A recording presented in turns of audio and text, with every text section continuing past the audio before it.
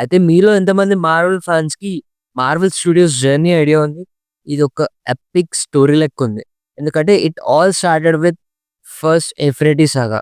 మన 'Iron Man' నుంచి 'Endgame' వరకు అన్ని సినిమాటిక్ లెవెల్స్ హిస్టరీ రికార్డ్స్‌ని తారుమారు చేసింది. దాని తర్వాత మల్టివర్సల్ సాగాలో 'Spider Man No Way Home' నుంచి స్టార్ట్ చేసి డాక్టర్ స్ట్రేంజ్, కాంగ్ ఇంకా లోకి వరకు మొత్తం టైమ్ లైన్స్‌ని, యూనివర్సెస్‌ని మిక్స్ చేసి పడేసింది.